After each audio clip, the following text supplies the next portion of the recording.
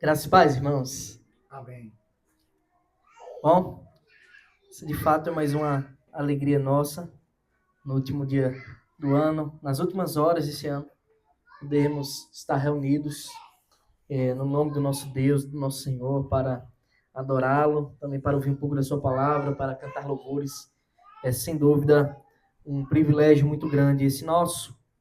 E com essa oportunidade eu convido os irmãos a abrirem suas Bíblias no Salmo 116.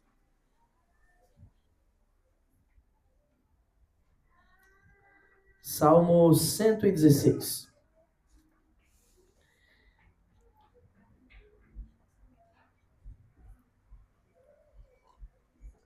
O ano passou tão rápido. Me lembro que no ano passado estávamos reunidos aqui, no dia 31 de dezembro, e eu pregava em um texto em Isaías, e já se passou um ano, mais uma vez estamos aqui, gratos ao Senhor por todas as suas bênçãos, livramentos, pela sua misericórdia, que dura para sempre. Salmo 116, a palavra do nosso bondoso Deus diz assim: Amo o Senhor, porque Ele ouve a minha voz e as minhas súplicas. Porque inclinou para mim os seus ouvidos, eu o invocarei por toda a minha vida. Laços de morte me cercaram e angústias do inferno se apoderaram de mim. Fiquei aflito e triste. Então invoquei o nome do Senhor. Ó Senhor, livra a minha alma. Compassivo e justo é o Senhor. O nosso Deus é misericordioso. O Senhor vela pelo simples. Quando eu estava prostrado, ele me salvou. Ó, minha alma, volte ao seu sossego, pois o Senhor tem sido bom com você, para você. Pois livraste da morte a minha alma, das lágrimas os meus olhos, da queda os meus pés.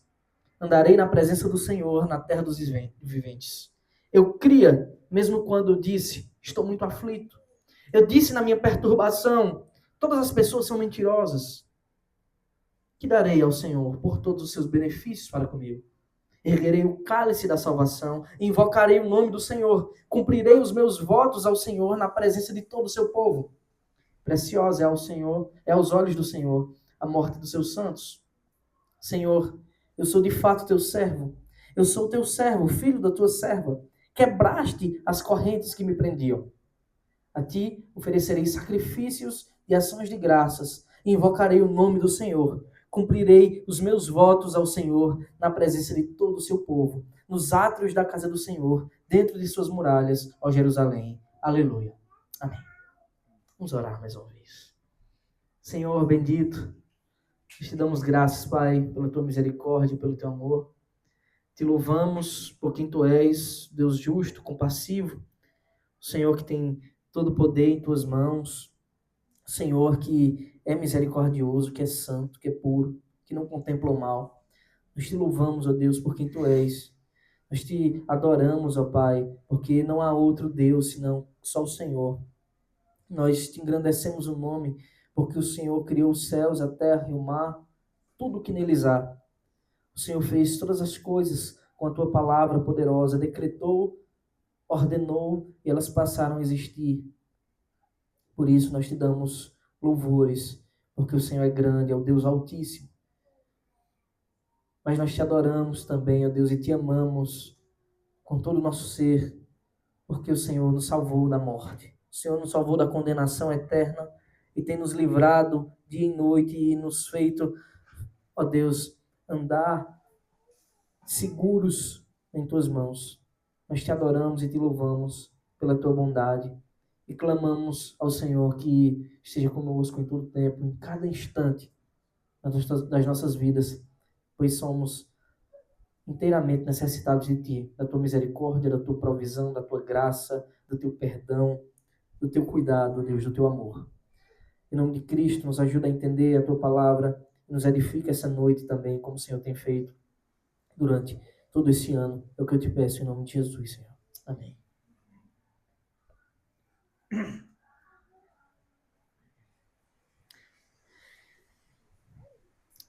Então, irmãos, mais uma vez, como eu disse, nós estamos encerrando mais um ano na presença do nosso Deus. E essa é a melhor forma de fazer isso, não é?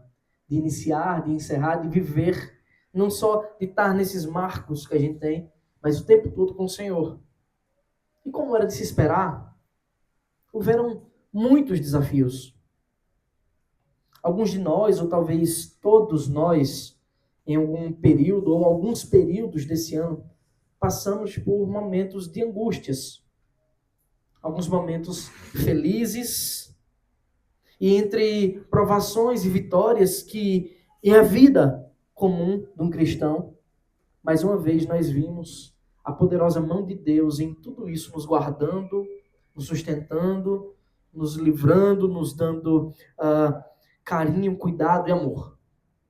É bem verdade que algumas dessas provações ainda perduram, e pode ser que elas ainda durem um tempo, ainda que o ano novo chegue, passe alguns dias ou meses, algumas provações, infelizmente, elas são mais duradouras. Concluir um calendário, chegar no dia 31 de dezembro, não é como jogar um videogame, resetar e achar que porque mudou o dia, os problemas, as dificuldades, as nossas obrigações, aquilo que nós temos que cumprir, vão simplesmente resetar. Alguns talvez imaginem isso. Até levantam um lema, né? Ano novo, vida nova. Como se de fato resetar um ano, virar o ano, significa zerar a vida. Mas certamente é um marco para nós. E é um marco que nos leva, ou deve nos levar a ter um coração grato, a ter palavras de louvor, de gratidão em nossos lábios, porque a fidelidade do nosso Deus permaneceu, porque o nosso Deus é fiel. O seu amor nos preservou e nos fez perseverar até aqui. E continuaremos clamando ao Senhor para que Ele continue nos sustentando, nos preservando. Por isso, nós temos palavras de louvor para dar ao nosso Deus. Nós temos motivos para adorar, para engrandecer o seu santo nome, para nos alegrar entre irmãos. Nós podemos declarar confiantemente e alegremente: Ebenezer, até aqui nos ajudou o Senhor. E certamente Ele continuará nos ajudando e estará conosco até o fim. São nesses momentos especiais, como a comemoração pela chegada de um novo ano, pelo encerramento de outro, que nós costumamos olhar para trás e fazer uma retrospectiva de quanto nós caminhamos, enquanto nós nos lembramos das alegrias, das frustrações, das lágrimas, algumas delas que já foram até liquidadas, tanto alegrias como frustrações, e que talvez nos venha à mente somente nesses momentos, que a gente para e faz uma retrospectiva, a gente lembra, realmente, eu passei por isso esse ano, eu nem lembrava mais, porque o Senhor nos cuidou, nos restaurou, de fato tratou as nossas feridas.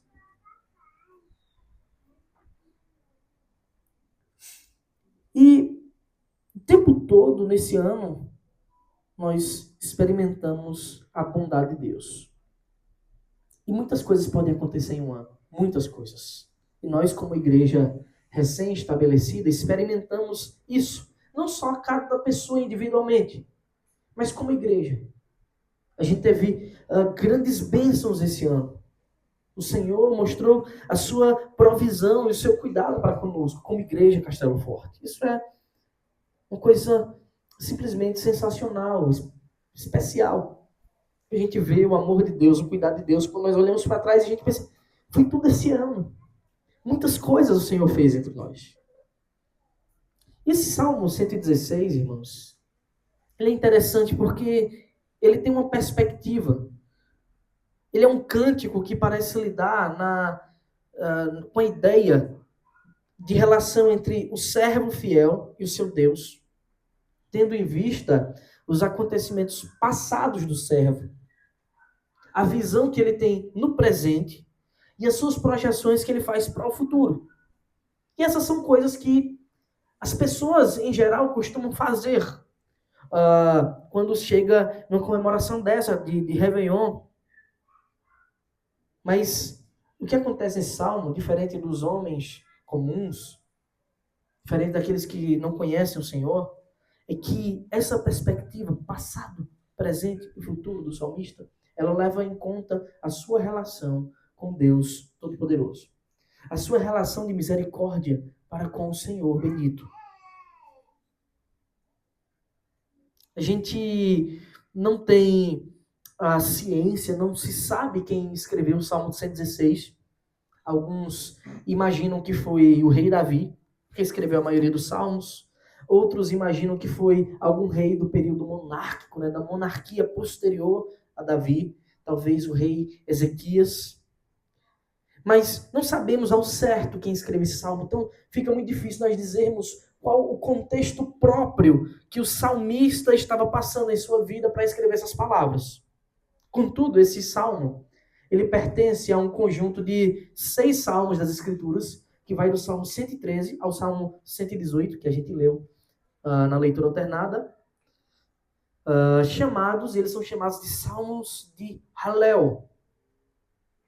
Significa de louvor, daí que vem a palavra aleluia. Isso é, louvai ao Senhor. E esses salmos, eles eram cantados, irmãos, em algumas das festas judaicas, das principais festas judaicas, inclusive na Páscoa. Os irmãos lembram que quando o nosso Senhor Jesus institui a ceia, a Páscoa, que representa a sua morte, e nós devemos rememorá-la, comemorá-la até que ele venha, é dito que ao saírem dali os discípulos do lugar onde eles estavam reunidos, eles saíram cantando um hino. E é muito provável que o Salmo 116 componha parte desse hino que eles cantaram na saída após a ceia, porque eram salmos, eram cânticos que eram cantados naqueles dias da Páscoa. Deus tinha libertado, esse significado da Páscoa, libertado o povo da escravidão, da servidão dos egípcios, feito o povo peregrinar 40 anos no deserto para lhes dar uma terra prometida. E Jesus, na ceia que ele instituiu, ele anuncia que ele também morreria. Que ele é esse libertador, não de um reino terreno, mas aquele que vem nos libertar da escravidão do pecado. Aquele que vem nos libertar da morte eterna, dos perigos que nos cercam de uma morte e de uma escravidão, de algemas eternas. É nesse contexto que o Salmo é escrito. E assim que nós podemos mergulhar no entendimento dessas palavras. Então, temos uma perspectiva muito interessante do Salmo 116. Um salmo muito conhecido, muito utilizado normalmente em momentos de louvor ao Senhor, de gratidão, e é com esse intuito que nós estamos reunidos em ação de graças, ações de graças ao nosso Deus. Então, eu peço que os irmãos mantenham suas Bíblias abertas para fazermos um breve passeio nesse salmo. Os versículos 1 e 2 está escrito: amo o Senhor, porque Ele ouve a minha voz e as minhas súplicas. Porque inclinou para mim os seus ouvidos, eu o invocarei por toda a minha vida. Então temos aqui o que parece, a base que parece governar toda a estrutura do Salmo, irmãos. Temos aqui uma relação entre presente, passado e futuro, na ótica do salmista e sua relação com Deus. É interessante porque nesses momentos de ano novo a gente costuma fazer isso, né? A gente olha para trás, a gente vê onde estamos agora, a gente faz as projeções para o futuro. E o salmo ele tem essa estrutura. No presente, o salmista começa dizendo: amo o Senhor. E a pergunta é: por que isso está escrito? Por que o salmista ama o Senhor? Porque ele é Deus presente, que se relaciona com seus filhos amados. E a pergunta é: como o Senhor faz isso? Como o Senhor se relaciona com seus filhos? E ele mesmo responde: é porque ele ouve a minha voz e as minhas súplicas. O Senhor ouve as nossas súplicas. E esse é o motivo do salmista dizer: eu amo. O Senhor, irmãos, ele está atento aos nossos clamores. O Senhor, ele nos ama e nos atende.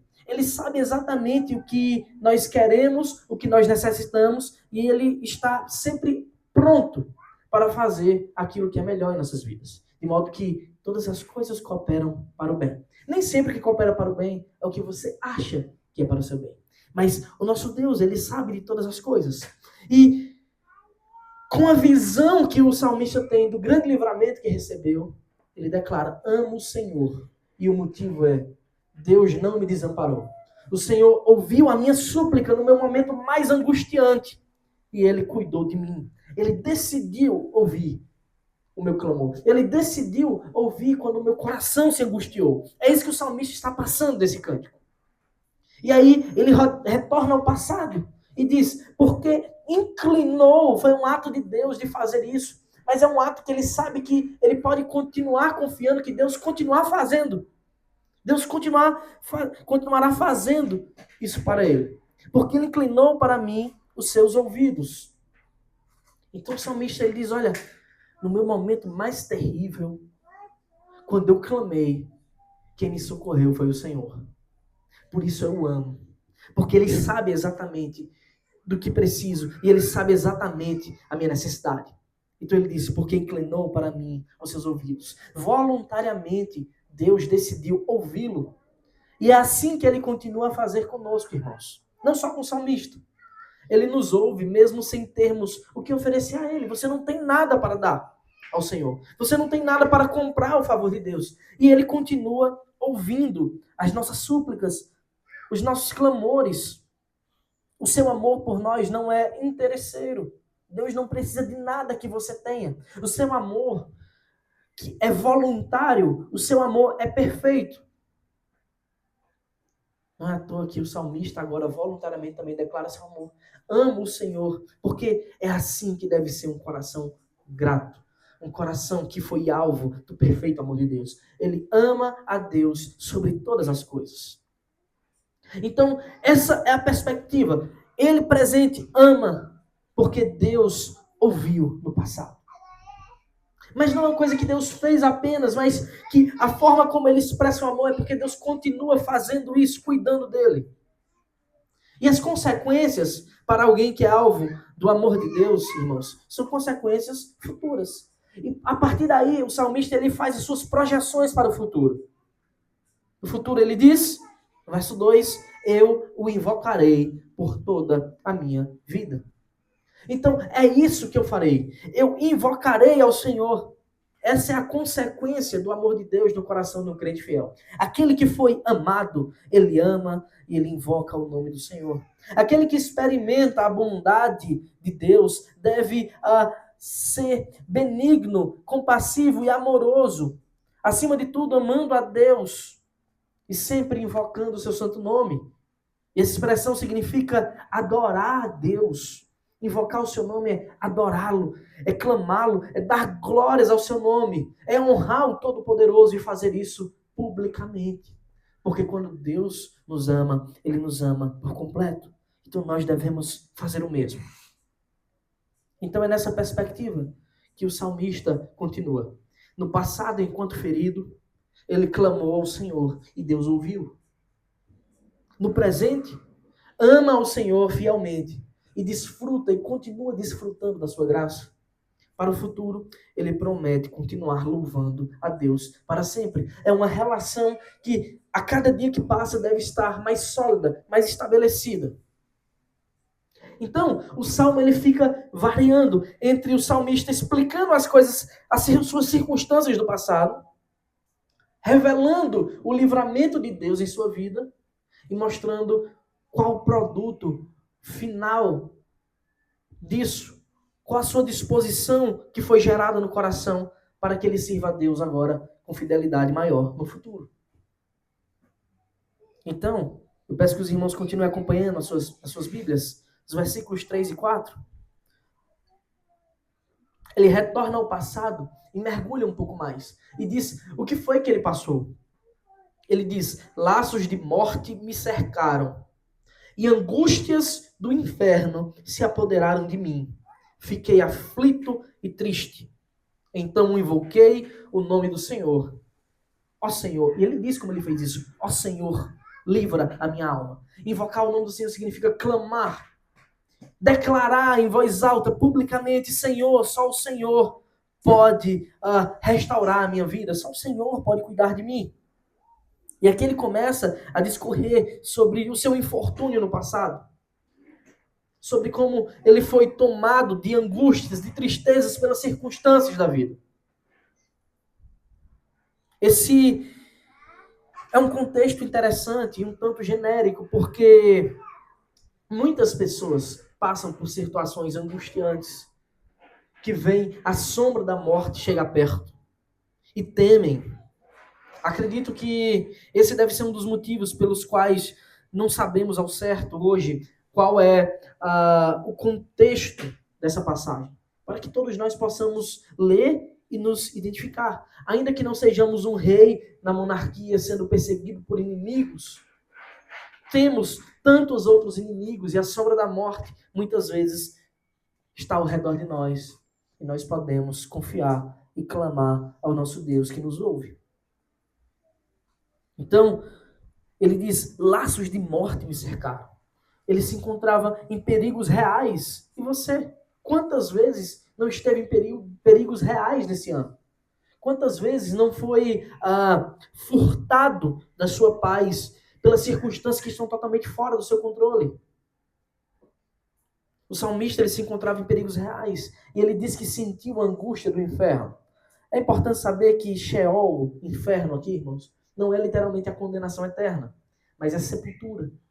Ele sentiu o medo real da morte. A morte bateu à sua porta. Ele experimentou uma aflição real. A angústia se apoderou do seu coração. E esse é um dos sentimentos mais terríveis que nós podemos sentir. Angústia. É saber que algo muito sério está prestes a bater à nossa porta.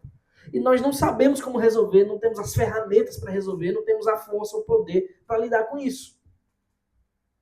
Quantas vezes, durante esse ano, a angústia bateu à sua porta?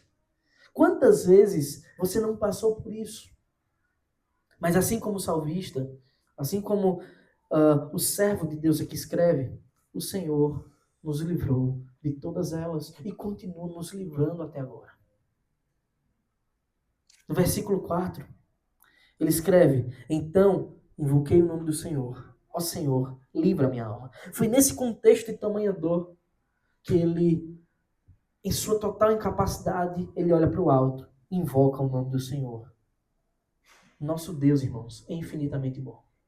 Ele está atento às orações dos seus servos. Ele sabe exatamente do que nós necessitamos. Só que nesse salmo, em muitos versículos, eu não posso deixar de perceber como há uma semelhança com o maior de todos os livramentos que já recebemos declarado aqui nessas passagens.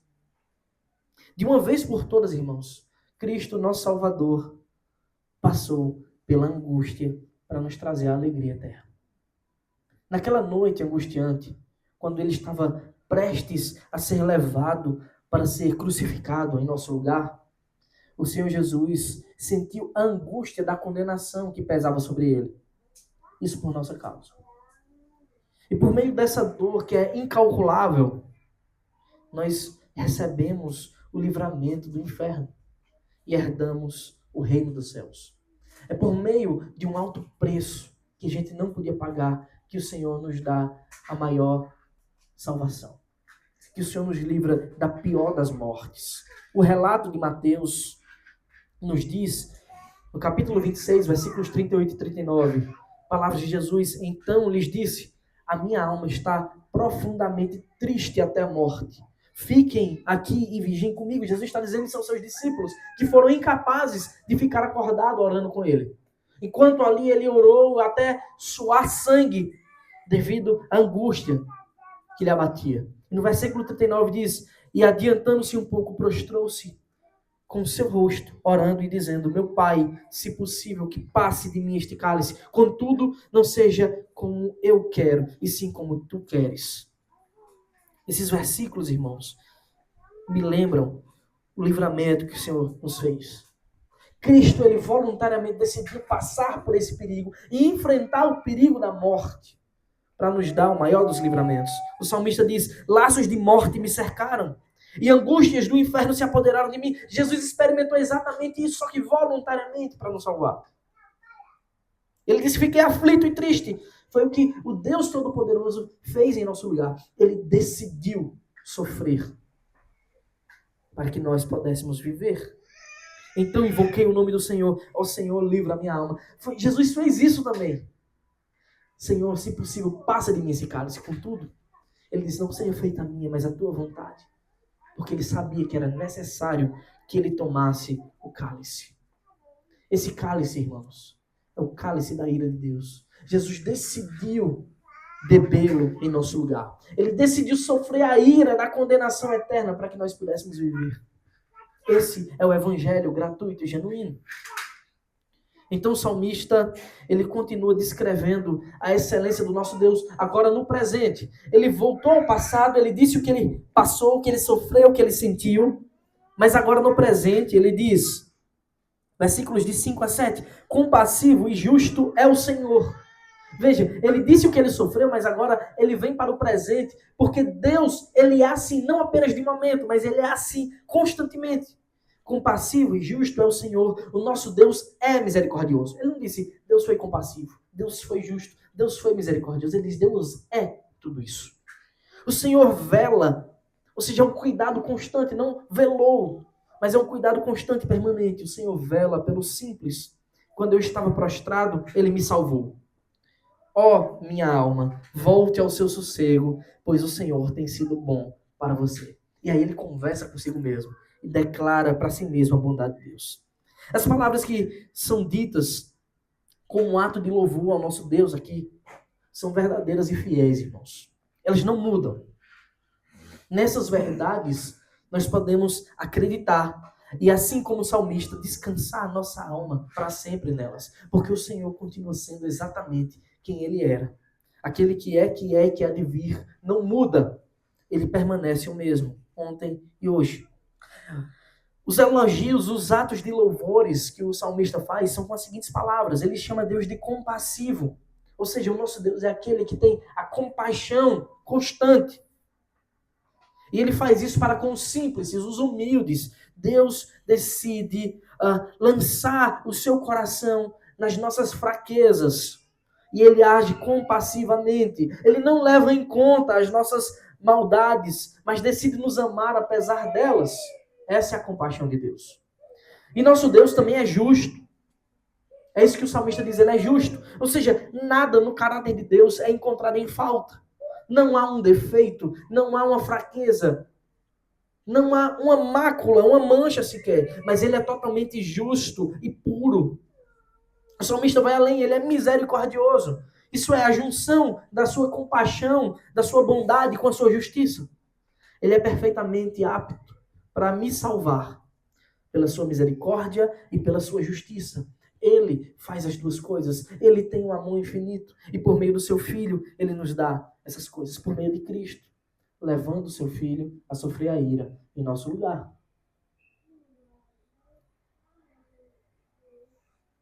Então o salmista diz que o Senhor vela pelos simples.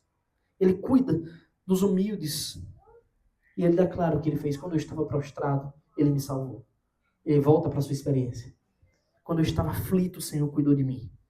Nós podemos imaginar que Deus, sendo tão perfeito e absoluto, deve estar muito distante de pessoas como nós. Mas a sua palavra, irmãos, ela revela justamente o contrário. Ele cuida de pessoas pequenas, de simples, daquelas que não têm nada para lhe oferecer em troca. Ele ama o humilde, o pobre em espírito. Assim como o salmista, quando não tínhamos nada, ele nos salvou e continua a nos livrar. Ele continua velando por nós. Por isso nós devemos sempre manter o nosso coração humilde, reconhecendo que de nós mesmos não temos nada e necessitamos do Senhor o tempo todo. E aí ele declara, ó minha alma, volte ao seu sossego, pois o Senhor tem sido bom para com você. Ele chegou à conclusão de que devemos chegar diante dessas verdades. Quando nós nos deparamos com quem Deus é, a gente só pode chegar a essa conclusão, a esse desfecho. A nossa alma pode descansar no Senhor. Nós temos forte alento nele. Nele, nós podemos descansar. De noite, nós podemos fechar os olhos, deitar e dormir, porque ele nos sustenta. Nós podemos descansar no Senhor. Podemos repousar no Deus que é a nossa segurança eterna, não momentânea. A sua bondade, ela não é limitada, ela não tem fim. O seu cuidado não é pequeno, não é dado em conta-gotas, mas o Senhor tem o melhor para nós, em abundância. É isso que o nosso Deus é. Bondoso, justo, compassivo, misericordioso, amoroso, digno, puro, perfeito, absoluto. E o salmista, ele reconhece isso. E ele chega à conclusão que eu posso descansar no Senhor. Observe, ele sempre fica voltando ao passado. Ele lembra o que Deus fez. Ele lembra o que Deus fez. Ele não diz, então Deus era isso. Pelo que Deus fez, ele diz, Deus é assim. Nosso Deus não muda. Então ele volta mais uma vez, dá um mergulho no passado. Ele mais uma vez fica espantado, é como se ele parasse para refletir o que aconteceu depois de um tempo, e ele se espantasse com o tamanho da bondade constante de Deus. E é isso que nós devemos fazer nesse momento. Um momento como esse, quando nós fazemos uma retrospectiva do que nós vivemos para com Deus, nós devemos olhar para trás e falar, meu Deus, como o Senhor é bom, como o Senhor me livrou de tantas coisas, como o Senhor tem cuidado de mim. Porque, por vezes, é necessário que a gente termine toda a prova, ande um pouquinho mais para que a gente possa olhar para trás e ver, realmente, Deus estava cuidando de mim. Porque muitas vezes, na hora, nós duvidamos, nós achamos que Deus não está conosco. Mas quando tudo passa, nós vemos a poderosa e bondosa mão de Deus. Aqui nós somos convidados a fazer isso, a rememorar a bondade de Deus diante das nossas aflições. Observe, nós não somos convidados aqui a reviver as aflições que a gente já passou, mas a lembrar o que o Senhor tem feito o tempo todo por nós, para que assim nós alcancemos um coração grato. Deus não nos convida a sofrer de novo coisas que já sofremos, mas a lembrarmos de como Ele nos livrou daquele sofrimento. E assim ser cultivado em nosso coração a gratidão. Nós devemos ter um coração grato. Essa deve ser a disposição de um verdadeiro cristão. Em tudo dai graças. Então, dos versículos 8 a 11, o salmista continua. Mais uma vez, rememorando o passado. Pois livraste da morte a minha alma, das lágrimas os meus olhos, da queda os meus pés. Andarei, consequência, andarei na presença do Senhor, na terra dos viventes. Eu cria, mesmo quando disse, estou muito aflito. Eu disse na minha perturbação, todas as pessoas são mentirosas. O que é que o Senhor fez por nós? O mesmo que fez com esse homem. Ele livrou a nossa alma da morte. Sem sombra de dúvidas, Ele nos livrou da condenação eterna e de tantas outras circunstâncias pontuais da nossa vida. O Senhor enxugou as nossas lágrimas, aquelas piores de todas por causa do pecado, mas tantas outras de sofrimentos e tristezas que nós passamos. O Senhor direcionou os nossos pés e tem ainda direcionado, endireitado, estreitado os nossos caminhos para andar em sua presença. Ele é quem nivela os nossos passos. Ele é quem nos leva pelo caminho. E nós sabemos que Ele mesmo é o caminho. Foi isso que o salmista experimentou. A sua alma foi liberta da morte. Aquilo que para ele era impossível, Deus fez. A sua tristeza que estava se apoderando dele, a sua angústia na qual ele passou, o Senhor purificou, limpou. Os seus pés que andavam trôpegos, cansados, fracos, débeis, o Senhor restaurou e endireitou. E é exatamente isso que o Senhor faz com cada um de nós e fez durante todo esse ano e continua fazendo. Quem experimenta essa bondade, irmãos, não tem outra opção, senão agir como o salmista age no versículo 9. Ele declara A consequência de ser alvo de um amor tão grande é que nós devemos continuar nesse amor. Ele diz: andarei na presença do Senhor na terra dos viventes. Andarei na presença de Deus. E significa, eu vou continuar ouvindo os seus ensinos. E significa, se Deus é tão bom e Ele tem os melhores caminhos e Ele é quem endireita os meus passos, eu tenho que ouvir aquilo que Ele está ensinando. E não só ouvir, mas guardar no meu coração. Não esconder, mas obedecer aquilo que o Senhor tem me ensinado. É a consequência natural daquele que é alvo do amor e da bondade de Deus. Ele ouve, aprende e obedece. Uma das marcas do cristão verdadeiro. Então, nos versículos 10 e 11, o salmista ele abre seu coração, mostrando o quanto ele estava abalado. E ele dá duas declarações, ele revela duas coisas que ele pensou, que ele disse. Ele fala no versículo 10, eu cria, mesmo quando eu disse. Ou seja, ele tinha fé, mas estava tão abalada, a ponto de dizer, estou muito aflito. Ele cria no Senhor, mas a fraqueza era tão grande que ele olhava as circunstâncias ao redor e pensava, estou perdido.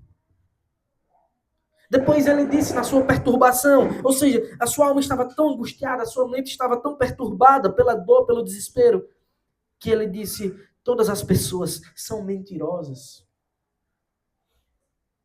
Ele viu no interior a maldade do coração humano e disse, e declarou, todas as pessoas são mentirosas. Há duas possibilidades aqui para essas palavras dele.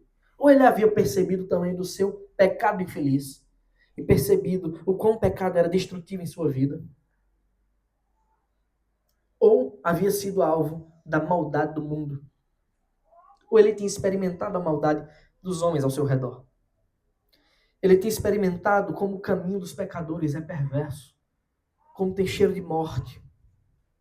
Contudo, o único remédio para qualquer uma dessas chagas, seja o pecado próprio ou do mundo inteiro, o único remédio, e não há outro contra o pecado, é a graça de Deus, a qual ele experimentou e a qual nós também temos experimentado. O único remédio para isso é a graça do Senhor.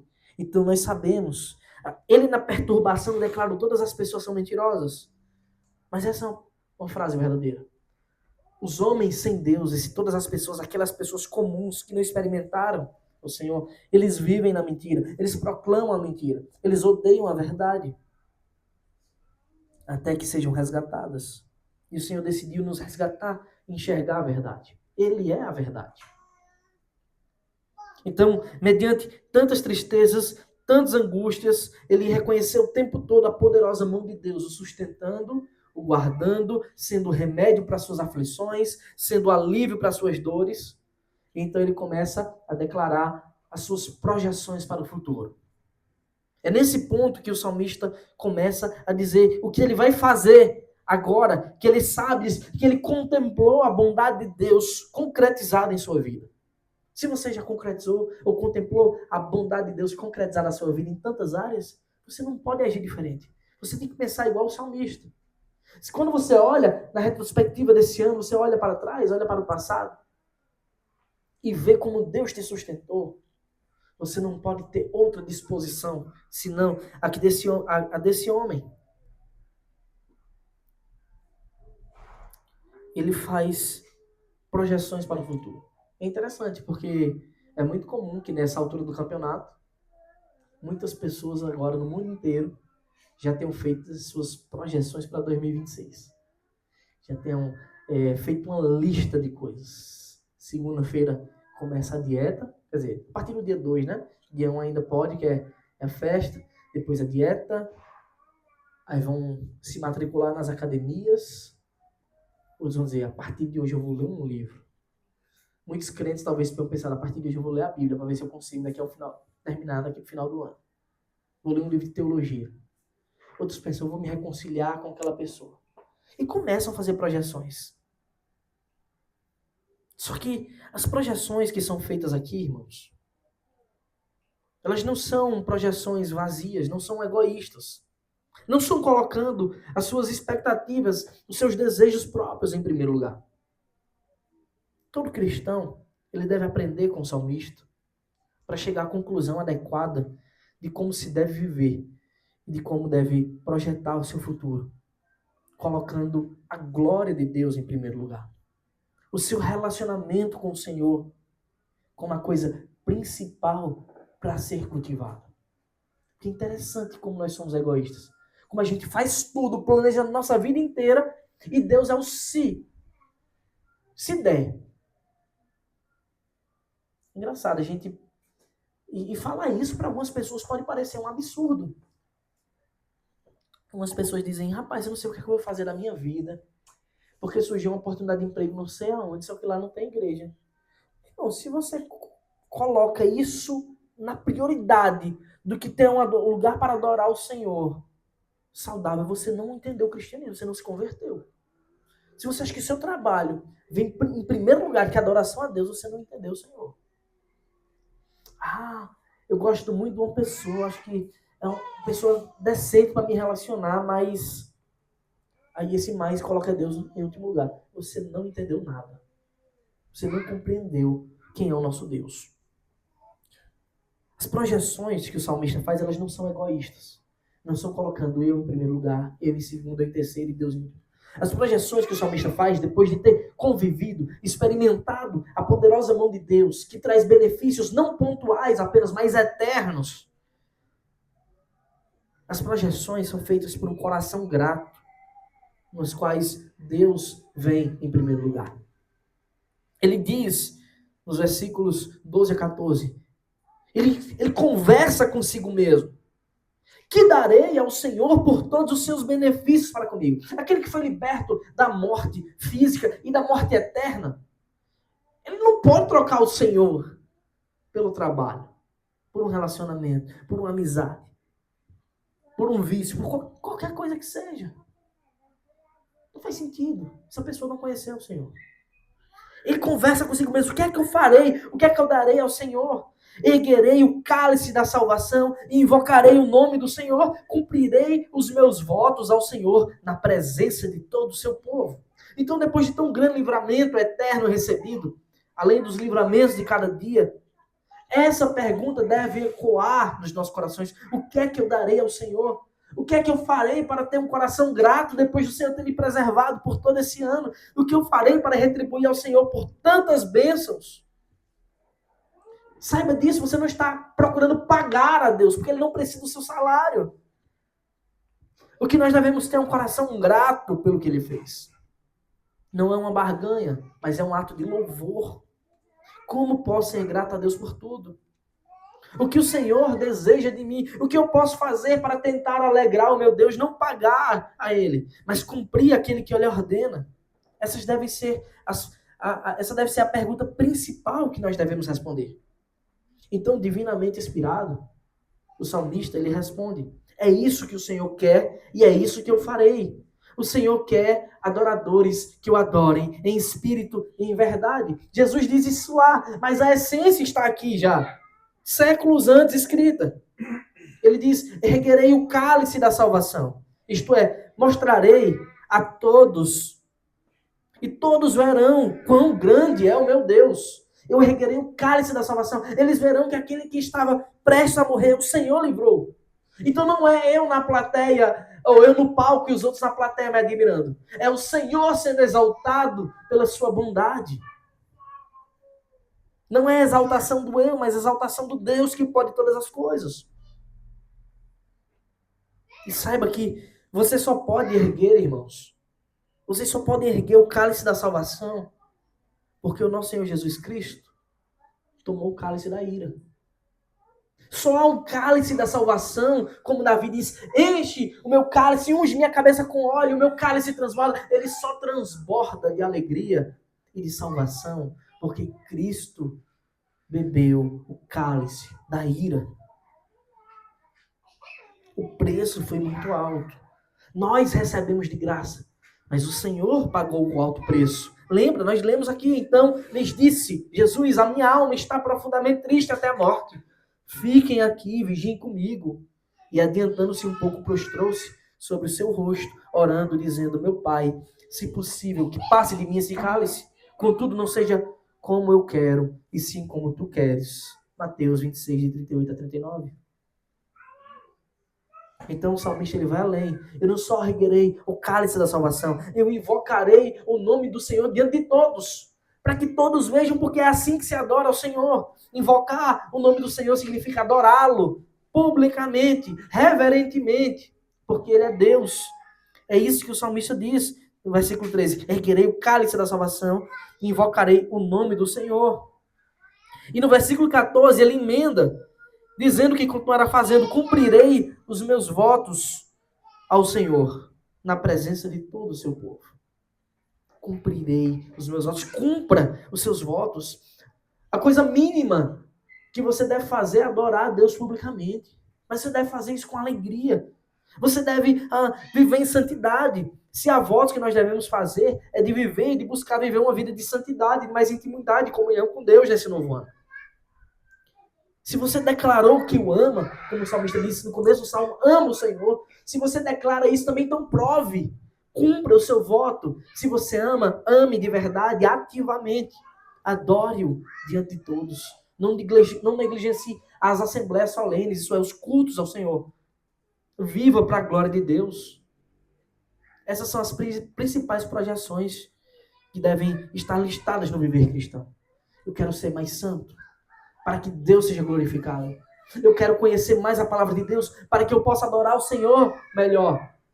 Eu quero ter mais comunhão com o Senhor. Eu quero poder ajudar os meus irmãos, porque assim glorifica o nome do nosso Deus. É assim que um cristão deve viver. Essas devem ser as projeções para o nosso ano novo. Não que a gente não possa fazer, traçar metas e planos, mas eles são secundários. A glória de Deus deve vir em primeiro lugar. Essas são as principais projeções. Então, ele faz isso, ele viu o que o Senhor fez no passado, no presente ele reconhece a bondade de Deus e ele traça suas projeções. O que é que reserva o meu futuro? Eu não sei.